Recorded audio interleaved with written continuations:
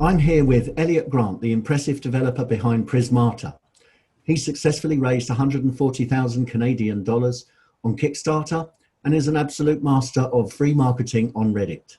He's achieved 7 front page posts on Reddit with his compatriots and has managed to distill and break down the ingredients for success on this fantastic platform. Thanks for being here today, Elliot, at the Business of Indie Games. Welcome. Thank you. It's wonderful to be here. Great. So let's dive straight in. Tell us where you are right now and what you're working on, if that's okay. So I'm in Toronto. We are working on a online perfect information strategy game called Prismata. It's sort of the nerdiest strategy game you could imagine. We've been working on it for a number of years. It started as sort of a hobby project. My background is actually not in game development. It's in sort of tech startups, and I was actually a computer science researcher doing a PhD at MIT in sort of deep theoretical computer science, and quit school to devote full time to this game of ours, which was achieving some success, even just as sort of an early prototype. Wow, it's a very similar story actually to Demis Hassabis. Do you know Demis at all? Yeah, he's the Mind Sports Olympiad guy, DeepMind. Yeah, I'm familiar with him and what he does. Sure. And are you a maths genius as well, I understand? I did sort of some math Olympiads in high school. I've done World Puzzle Championship. Yeah, I sort of have quite a deep background in a number of those areas. Thanks. And are you working with, how many people are there in your team? Do you have a release? So it's like, depending on how I want to answer this question, the answer is somewhere between 3 and 30. You know, we're one of these tiny indie companies. We started out as a group of like 6 friends.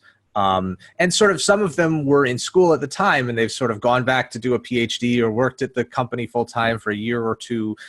So it kind of grows and shrinks. And then we have an army of contractors doing all of our like art, music, sound effects, because none of us could draw. So, you know, the total number of people in the game's credits might be 30 or 40. The total number of people working on the game today might be 3 or 4. So it's you know, it's sort of a very fluid situation, but, you know, generally the core team is working day to day on the game is sort of this 3 or 4 of us, and then plus or minus a few more. Thank you. And do you have a release date yet?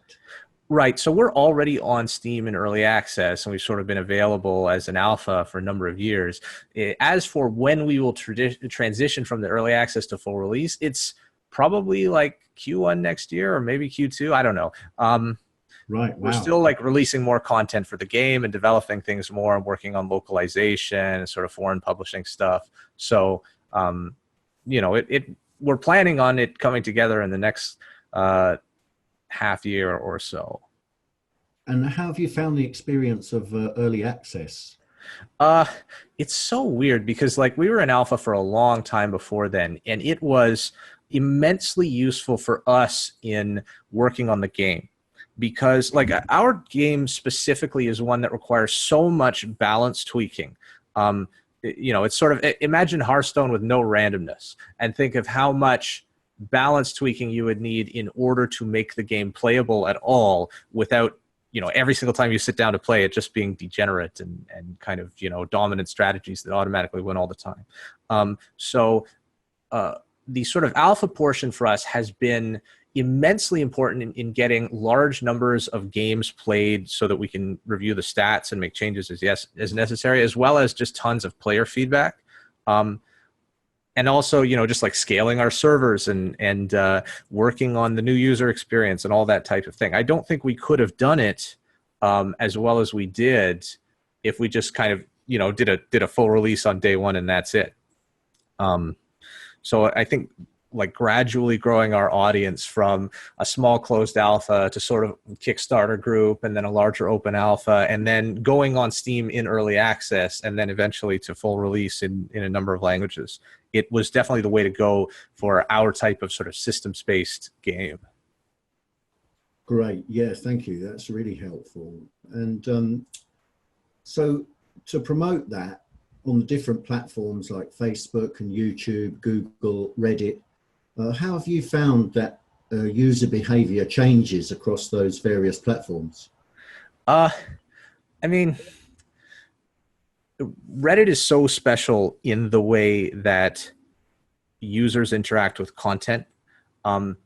Like Reddit is a place where you really care about a lot of people seeing your content, but in order to get that, you just want upvotes on it. Facebook is, to some extent, you just pay your way to the top. YouTube, you can make a viral YouTube post and you're relying on people sharing it but the actions that cause people to upvote on Reddit, I think, are a little bit different than on the other sites. I think that's the number one thing, right? If you want to post on Reddit, you need your post to be seen by a lot of people, and you need a high percentage of those people to click upvote, which is not the same as having a high percentage of people click your post or interact with it or perform the call to action. And there's no algorithm behind the scenes that's doing it. It's not like YouTube where you have to sort of appease the secret YouTube algorithm to get your video shown to a lot of people. On Reddit, the algorithm is sort of publicly known and is written right there in the source code, which is actually available for you to read, although they may have changed it since making it no longer open source. But the ostensible Reddit sorting algorithm is there for you to look at and read and understand, and it sort of behaves the way you know and expect. So you're optimizing around a known goal, and that goal is a little bit different than with the other platforms. Thank you. Could you dive a little bit deeper into that specific? Yeah, so how it works is, so on Reddit, there are a bunch of different subreddits, which are like sub-forums of a forum.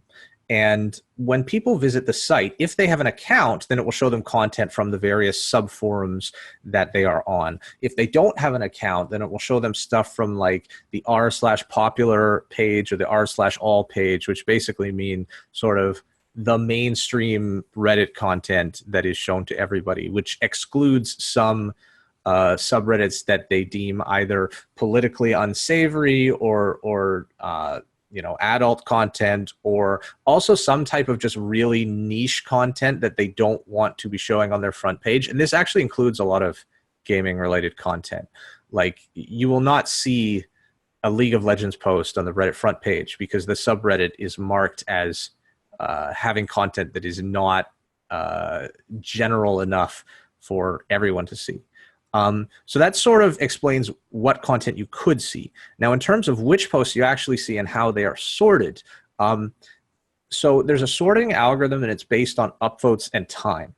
The way you should think of it is it takes the number of upvotes that a post has, or actually the score of the post, which is upvotes minus downvotes. But downvotes don't matter for the vast majority of the posts because upvotes sort of dominate by a large ratio on almost every single post on Reddit.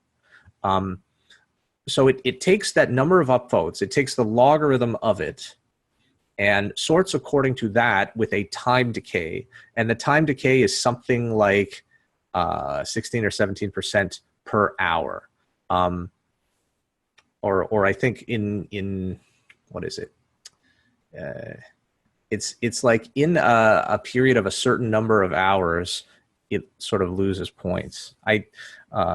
I don't know if you have the slide, you can just pull up the formula. But it's basically, the way I think of it is, you really want to get as many upvotes as possible, and then you'll be on the front page. And then as time goes on, your position will slowly decay at a sort of exponential rate. And if you can continue to gain more upvotes, then you can buy more time in that high exposure spot. But you have to gain exponentially more upvotes over time to keep up with the exponential decay that's happening. So generally, if a post is going to be successful on Reddit, you'll start off with your submission. It will go into the /new queue, which is sort of new posts that have just been submitted. And the only folks who are going to see it are people who are browsing /new, either of the specific subreddit to which you submitted your post or of the global Reddit if they are a subscriber of that subreddit. If it gets upvoted in the /new, then it will go to the /rising queue from which, you know, people can, again, continue to upvote it. If it gets out of there, then maybe people who are just looking at a specific subreddit, you know, if you put your post in the r/gifs subreddit, then people who are looking at r/gifs will see it.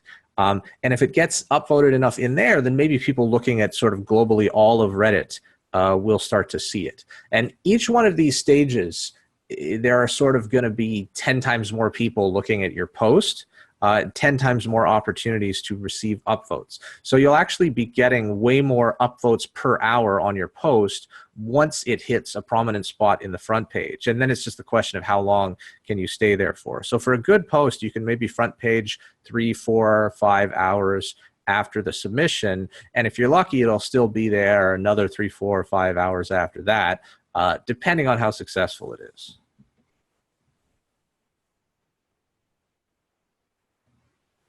Wow, thank you. I mean, that was really clear, actually. It sounds like a very democratic system, actually.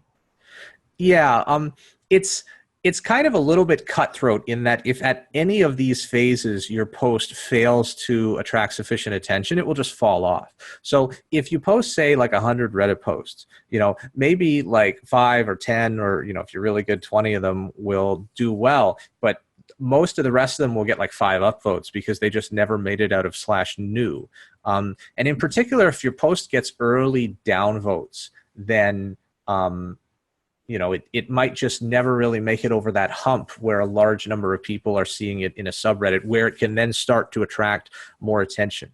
And because like upvotes beget more exposure, which beget more upvotes, which beget more exposure, there's this sort of snowball effect in that if your post is, say, 10% more likely to elicit an upvote from a potential user that's looking at it, then that 10%, it's not going to snowball you into 10% more votes at the end of the day. It could snowball you into twice as many votes or 5 times as many votes at the end of the day, because at every one of these phases, the sort of growth coefficient is very super linear. So it's really, really important to have content on Reddit that solicits a lot of upvotes. Or at least tries as hard as it can to not just solicit a click from the user, but to actually, you know, if you're making a text post, for example, you want the user to look at your text post, read it, and then go, oh, I should upvote this. And the behavior that induces upvoting on Reddit is often, you know, either people really like something or they really want other people to see it. And especially if the content expresses a view that agrees with something that people may feel, or an opinion that they may have, or something that they think is a hidden truth that other people should know about, that tends to induce a lot of upvoting behavior. So like knowing that, you can sort of tailor your content around what's most likely to achieve success. Yeah, can you tell us about your content specific strategy and how that fits into your overall strategy? So one of the problems with Reddit is you can never really predict how successful it's going to be. So like, you know, you can't just go, okay, well, here's the plan. We're going to launch on Wednesday, and then on Thursday, we're going to be on the Reddit front page. It doesn't work. It's very unpredictable. If you make an attempt to do something on Reddit, you just have to treat it as gambling, right? You have to treat it as something that may or may not work. So it's sort of, I guess it's very luck-based as a part of your strategy. But I think if you try a lot, and if you, like, the rewards are insane. If you have a post with, say, I don't know, 30,000 upvotes or something like that, the average number of views per upvote is like around, well, it could be 50, it could be 100, depending on the subreddit. But I would say estimate around 40 to 50 views per upvote. So you could be getting like on the order of 1 million views or more, multiple millions of views if you get a really successful Reddit front page post. So it's gambling, but the rewards are insane. Some of the posts on our, like during our Kickstarter, those days we would earn $10,000 or more above the sort of baseline revenue that we were earning on an average day during our Kickstarter. So there is tremendous value in being able to create a successful post on Reddit, but you can't strategize around it. You can't predict it. You just have to like try a lot. And I think the mistake that most developers make is not trying enough. Like whenever something interesting happens to me, I try to think of a way that I can turn this into a Reddit post, or that I can do something that will attract some attention on Reddit. And you know, it's not just to promote the game, but it's also like you need to align the goal of promoting your game or whatever product or service you're promoting with the goal of adding value to the Reddit community, or creating some content that people on there would like and would enjoy sharing with others, and actually creates value for them. So I don't know, like it's something that I don't spend a tremendous amount of time doing, but when I see an opportunity, it may be one of those things that I just don't do anything else that day because I see an opportunity and I realize it's so important to capitalize on that opportunity. I don't know. It's like strategy and Reddit are two things that don't really belong in the same sentence, I think, sometimes. Okay, yeah, that makes sense then. Well, can you tell us the story behind your first front page, for example? Sure. So here's how this all got started. It's such a weird story. So when we started out developing Prismata professionally, so we have been doing it as a hobby project for a number of years. We started doing it professionally. Maybe a year after we quit school to work on the game, we decided we wanted to take it to a convention, just to kind of show it publicly. We had the first version of the game that had somewhat decent art that people could play, and we wanted to just get some feedback and collect a few emails to start a community of alpha players. And so we went to Fan Expo in Toronto, which is kind of like a Comic-Con type of conference. And we had a Prismata booth. We paid a whole lot of money for it. You know, I think we counted up $6,500 in expenses. We spent weeks like setting up the booth, making a custom build of our game for the booth, you know, printing out art and posters. And we had 6 machines in a 10-foot by 10-foot booth where people were playing the game, and they were paired up 3 pairs of computers. And every single one of the laptops that the company owned was basically being used to demo the game. And in fact, most of them were personal laptops. And we had only one laptop left that we were using to collect emails, and it was this Chromebook. And if you know anything about Chromebooks, it's basically just Google Chrome on a laptop, and it needs the internet to do anything. And if you know anything about conventions, the internet costs thousands of dollars, and the Wi-Fi is horribly unreliable because you're in a convention center with tens of thousands of people. So we had no internet, and what we did was we set up a Google Doc on the Chromebook, like a spreadsheet, in offline mode, and just said, okay, type your email into the spreadsheet. Because, you know, you can do the pencil and paper thing, but then you have to like read people's handwriting, and that's, you know, that's a drag. So we said, okay, just type your email into the spreadsheet. And it was a 4-day conference. We collected hundreds of emails. On the Tuesday after, we were back in the office, and we synced up the Google Chromebook with the Wi-Fi in the office, and suddenly the entire spreadsheet went blank. All of the emails that had been loaded onto it disappeared. Oh, no. And we couldn't get them back. And like, I know people at Google, we talked to their tech support, and they basically said, oh, it's that bug. Like, they knew what it was. And apparently it had existed for a while. But yeah, there's an issue with Google Docs in offline mode where if you don't set it up correctly, when it goes online again, it can synchronize up and just like delete the contents of your spreadsheet that you spent $6,000 and hundreds of hours acquiring. So that sucked. And like Google Docs has very good tech support. They can recover any file that you've ever lost on Google Drive. But the specific content here had never made it to their servers at all. So they couldn't recover it for us. It was just gone. There was nothing there.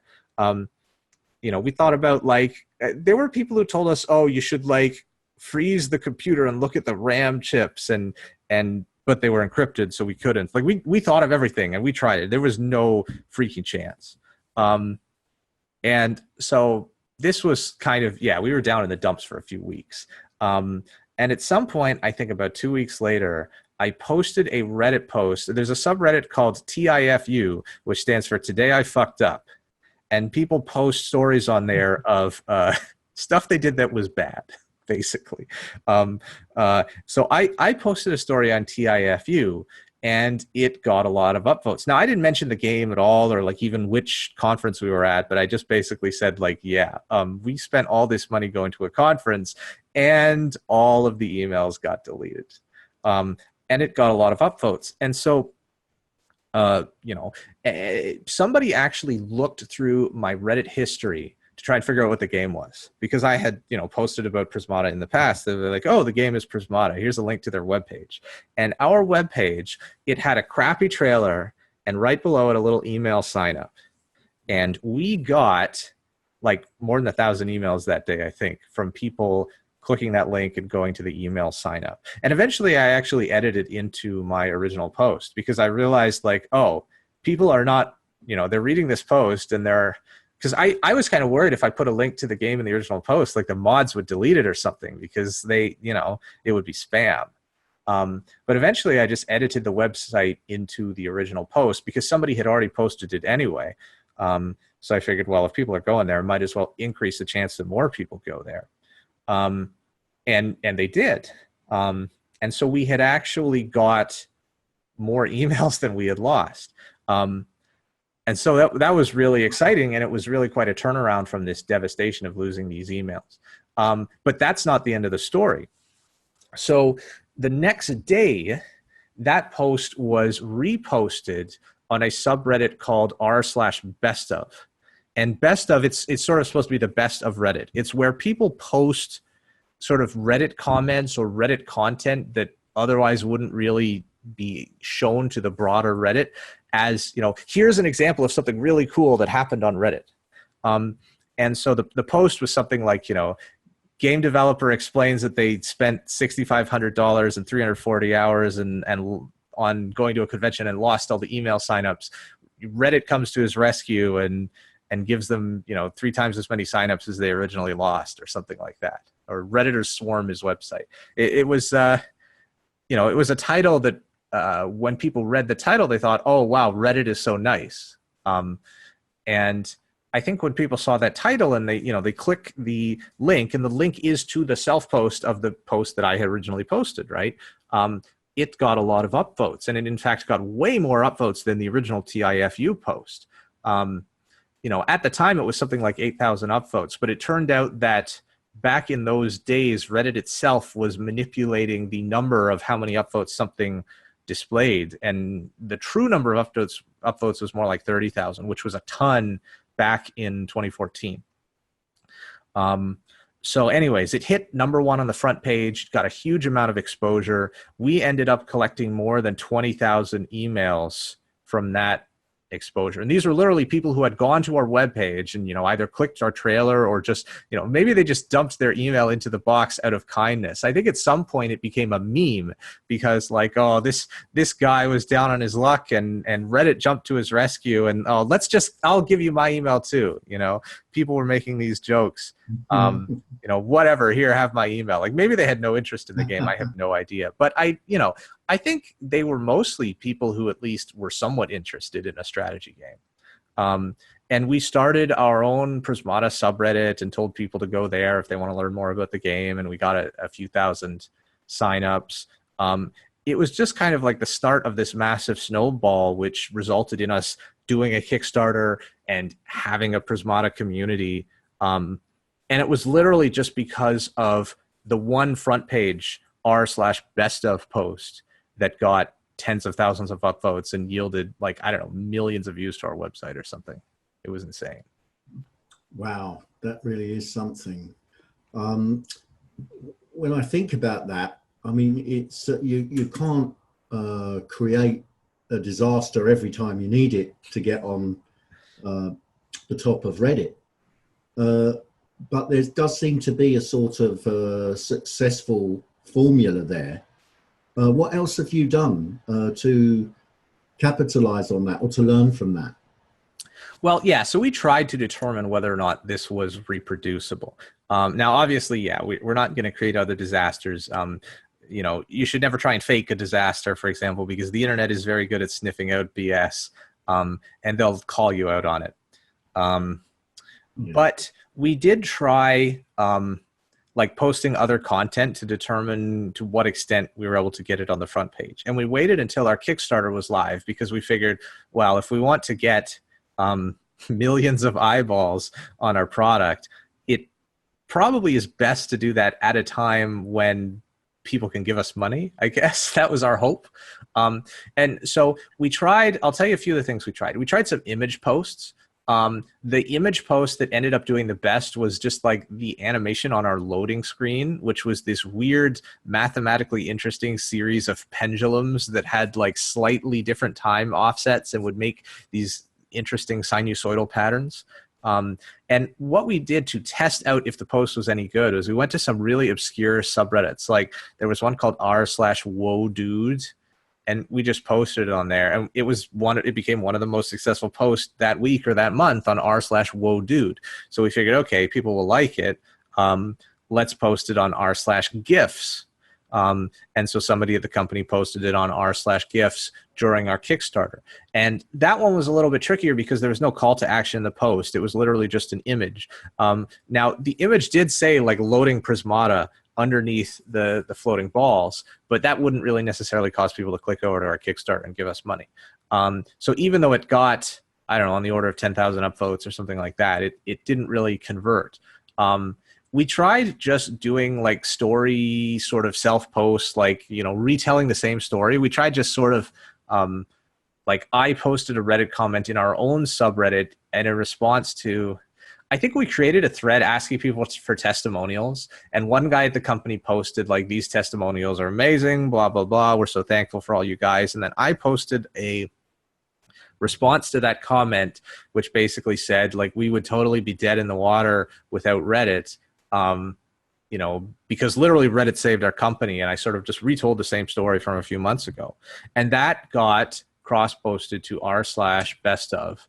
And then that got, I don't know, on the order of 10 or 20,000 upvotes on best of. And that was during our Kickstarter. And so once again, we were on the front page, more or less just retelling the same story that we had told a few months earlier. And you know, the entire setup was a bit complicated because we had this thread on our own subreddit. Somebody on the company posts something, I respond, somebody else cross-posts it to r/best-of.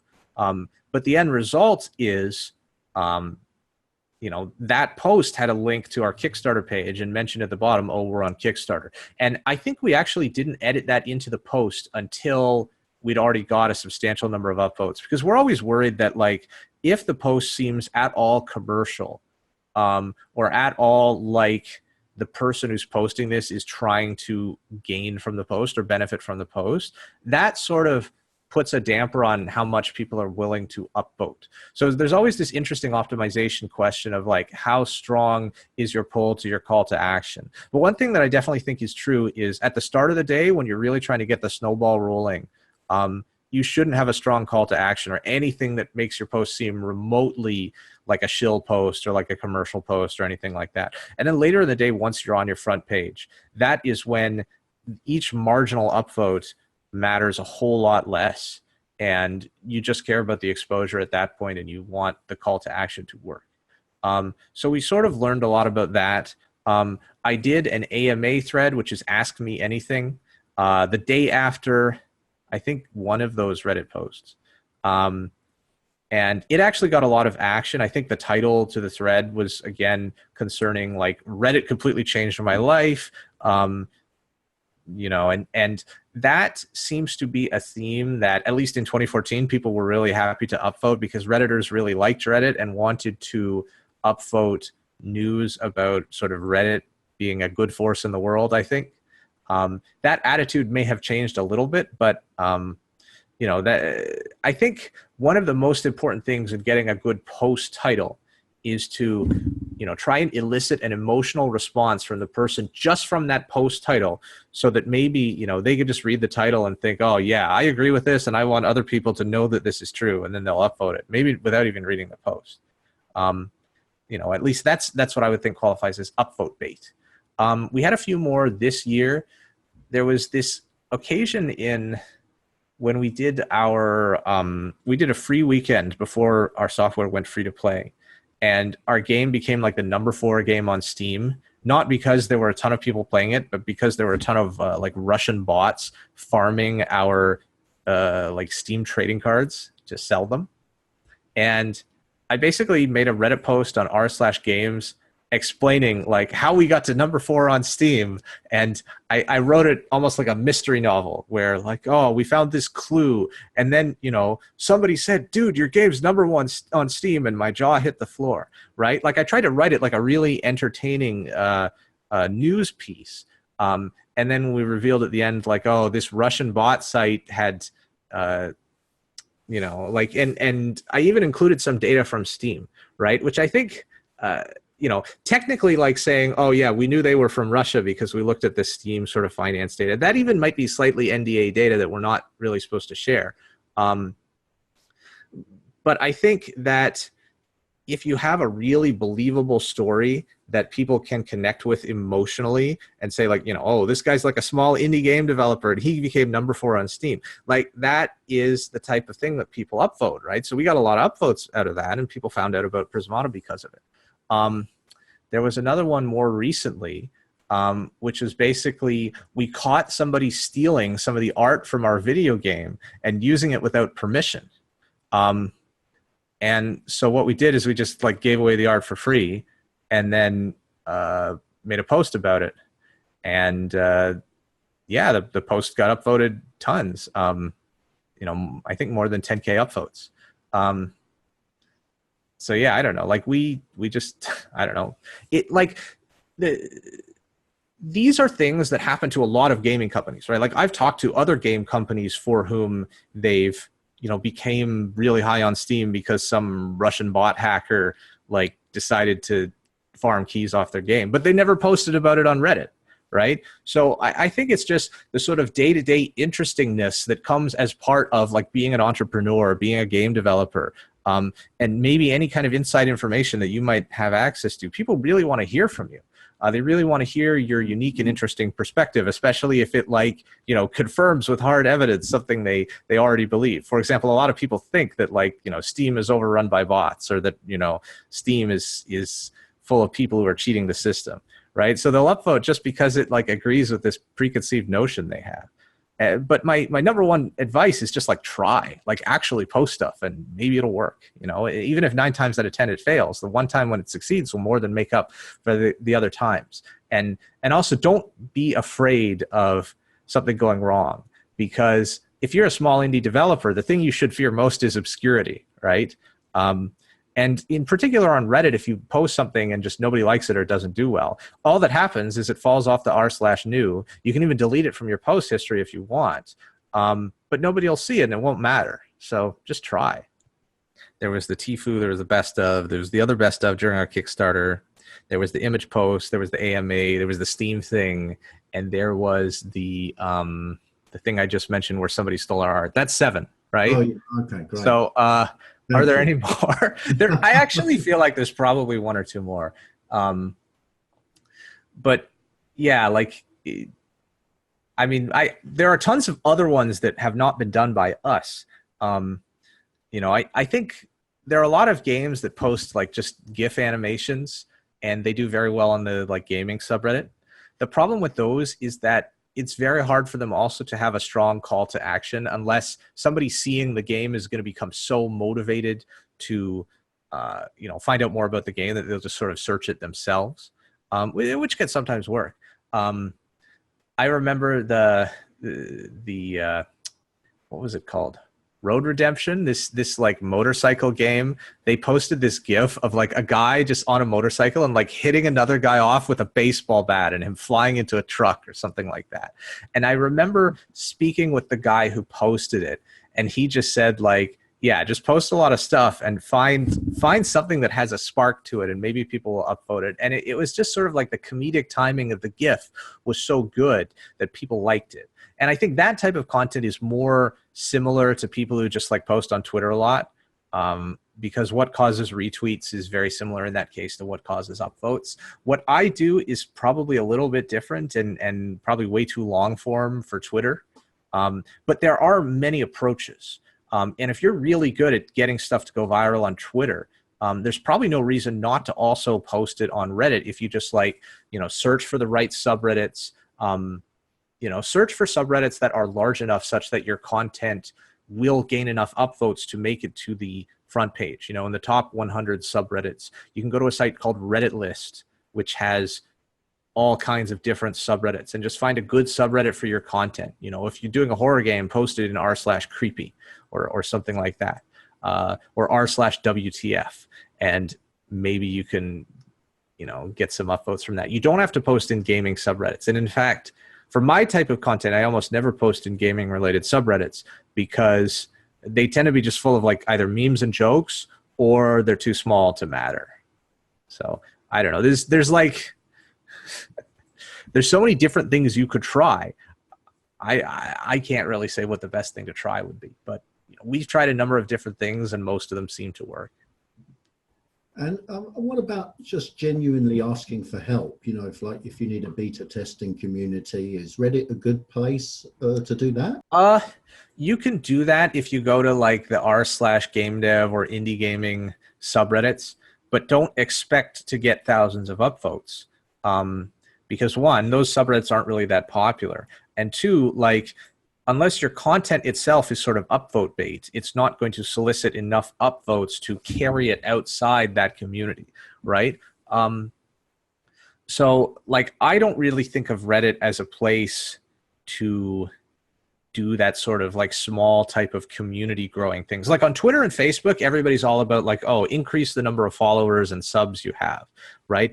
On Reddit, like we do have our own Prismata subreddit, but we do not grow that subreddit through posting on Reddit. And in particular, like a post on the Prismata subreddit is never going to make it to the front page and get more Prismata subs. I have seen it happen where like a very obscure subreddit will be referenced in a highly upvoted comment in a Reddit thread that is receiving a lot of exposure, and it can cause a giant boost in the population of that subreddit. But I don't think I've ever really seen that for video game subreddits. Now, we do make extensive use of the Prismata subreddit as sort of a de facto forum for the Prismata community. We don't have a forum. We use the subreddit instead, and I actually think of it as a better discussion sort of form for people to engage in meaningful discussions about the game because of the way that posts are sorted and ranked. Now, forums are interesting because everything's chronological, but subreddits are great because the most important content rises to the top. And so people who want to interact more or less can do so at whatever way they like. And for us, it's been really great, but it's not really a growth thing the way Twitter and Facebook are. And what about interesting content in the game, like unique ideas? Do you share those on Reddit, or is that once again Facebook and Twitter?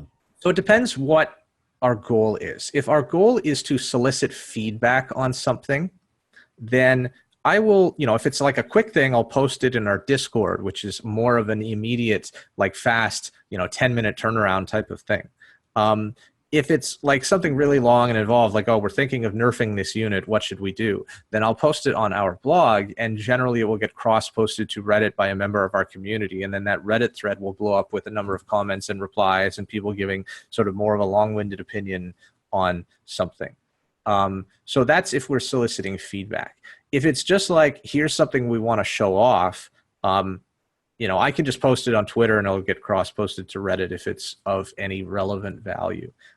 There's not really much value in me just posting it to Reddit itself other than just engaging our community. Whereas on Twitter, at least, it can help gain a few extra follows, but on Reddit, it's not going to do anything for us. Thank you. And what pitfalls should developers avoid? I mean, of course, you've got to have, you've got to add authentic value and avoid, trying to manipulate the community. What other pitfalls should developers avoid? Okay, so yeah, I could talk for a long time about this, but let me just preface this with the number one thing. Don't cheat, don't break the rules, don't violate the Reddit TOS. The consequences for doing any of the above can be very severe to your reputation as well as just to your privileges of using Reddit. there are a number of examples of like very prominent figures in the Reddit community who have had their posts nuked, their accounts deleted or banned or shadow banned because they violated the rules. One thing that Reddit really cares about is no vote manipulation. Like, you can go to websites that have botnets that will upvote your Reddit posts, but I'm pretty sure that they could catch you doing that type of stuff. And you know, unless you had like a lot of different proxy servers from different IP addresses that are really like, you know, behaving as normal users would, I think it's very tricky, because Reddit has invested a tremendous amount of time and energy in their spam detection. And like, you know, the Reddit source code was open source for a number of years, but the spam detection portion of it was always redacted from that open source, because they don't want people to know how their spam detection works to try and get around it. And they have a lot of stuff in there. There have been people who have been banned from an entire subreddit for posting their Reddit post on Twitter and telling people like, hey, come upvote my post, right? That's considered vote manipulation. If you solicit upvotes in any public way, it's considered vote manipulation. If you post a link to your content when you say I've just created it new, and Reddit witnesses a sort of vote brigading behavior of a number of people like clicking a direct link to that content and then upvoting it, like that type of behavior will be detected by Reddit, and your post will just get nuked.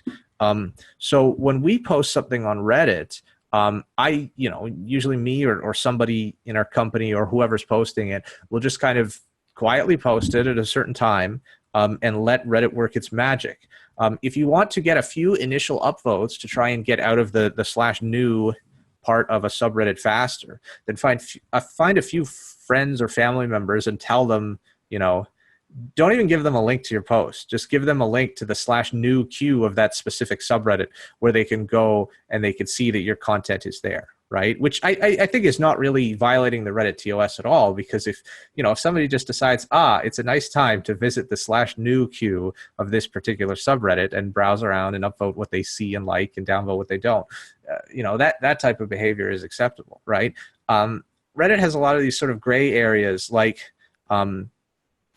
if you make your own post, the r/bestof community has a rule that says like, don't submit your own posts to r/bestof. So like, get somebody else to do it for you, right? If you post it on the same account, then people on Reddit will know.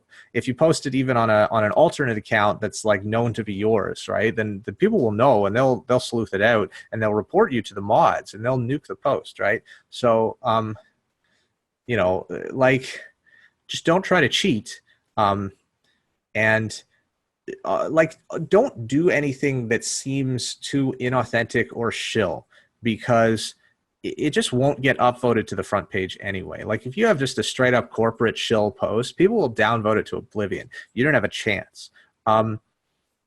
People have said, you know, oh, you can upvote your way to the front of Reddit. Like, oh, I bought 1,000 upvotes and my post hit the front page. But every single one of those examples that I've seen was content that was more or less already upvote worthy content, and they may or may not have had an extra push because of buying upvotes, but you know, you can't really feasibly do a control to that experiment. So, you know, I don't know of any upvotes, any evidence that buying upvotes is useful, but I do believe, just based on the sort of science of how early posts make it out of this r/new queue, that I think an individual good post will have a higher chance of success if it gets a few extra upvotes in sort of the early minutes when it's first online, just because having a lead and building up that initial snowball is worth so much toward the end.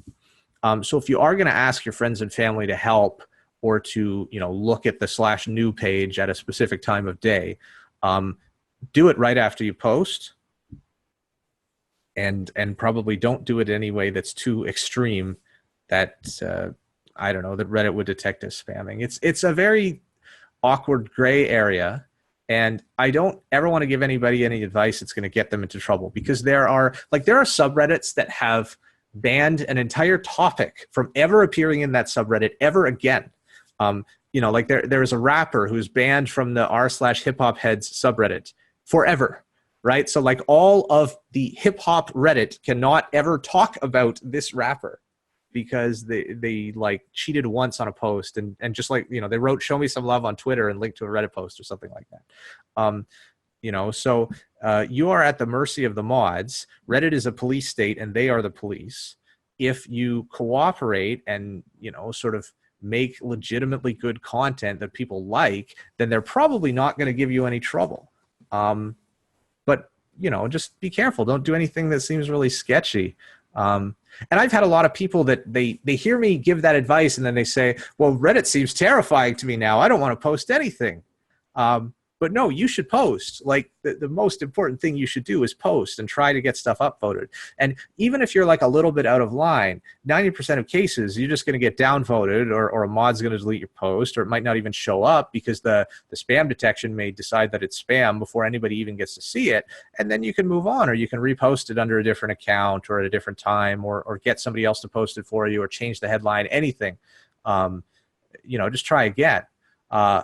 But yeah, the number one thing is try. And the number two thing is, like, just don't link to your posts publicly ever. Like that, if anybody can ever provide any evidence that you have cheated on Reddit, you're screwed. Don't. And there's really, I don't think, any benefit to cheating. So you know, I think you should just make good content. It sounds like, you know, in that vein of making good content, sounds like it's worth going on there and looking at the front pages and looking at what is the type of successful content before you post. Yeah, absolutely. Like, I think I have been a Redditor since, you know, it was mostly just programmers on the site.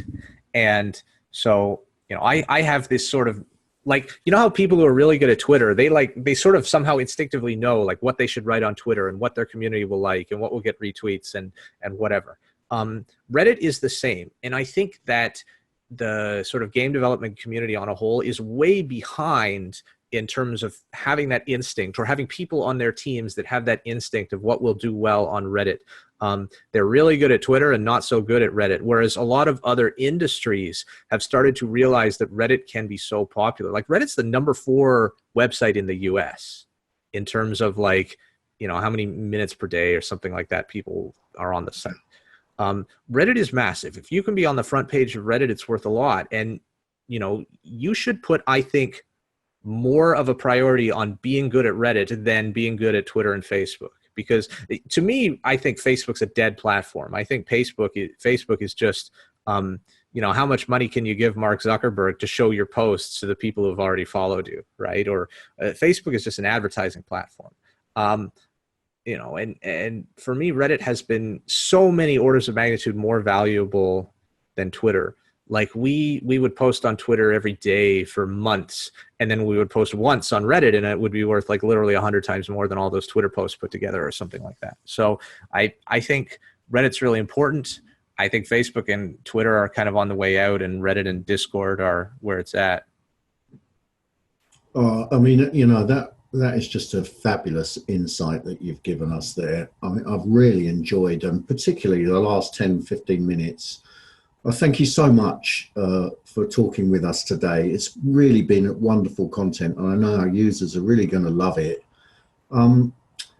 Is there anything you'd like me to ask that I haven't asked yet before I stop the recording? Oh, man.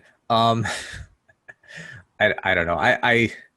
This is a topic that I could probably discuss for, you know, 3 hours, right? There's so many things to talk about, so many little things about, you know, different ways you can put a call to action into your post, like the difference between posting images or posting like albums on Imager, where you can have little text comments below each post, which can even have links, and you can even edit the images after the post has already been submitted. Oh, yeah. Yeah.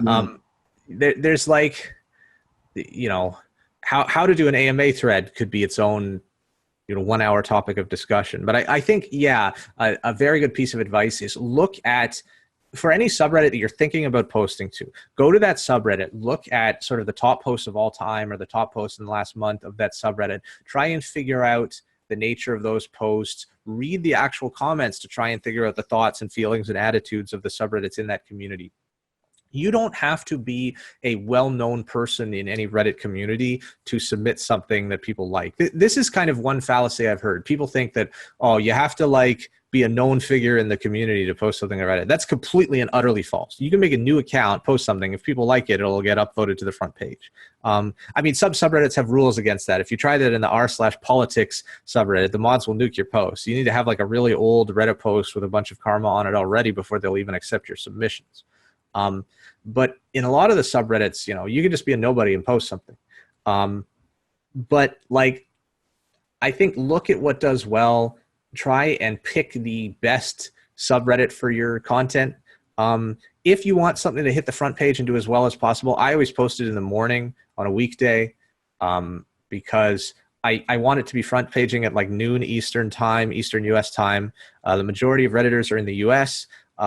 People open Reddit first thing in the morning when they get to work. They open it during their lunch break. You know, so like noon US time is a good time to be peaking, like 9 Pacific, noon Eastern. The European folks, it'll be just after work for them. So post like 3-4 hours before that. I think the r/best of post, the big one, we posted it at like 6 or 7 in the morning. And because it was on the front page for a long time, because it did so exceptionally well, it was on the front page for like a lot of the workday in the US. And that was of massive value because like, it doesn't matter the time of the day, your post is going to decay just as fast. So post timing is kind of relevant. I don't know. Like there's so many things I could talk about. Well, I guess that's a good place to stop. So much for today, but perhaps we can have you back again and maybe go into some even more detail on some of the specifics. Yeah, there's lots of little things there. Yeah, I mean, you've certainly given anybody who's wants to get involved with Reddit and start making posts, there's plenty of really valuable insight there. Thank you so much for being with us today. It was great. Thank you for having me.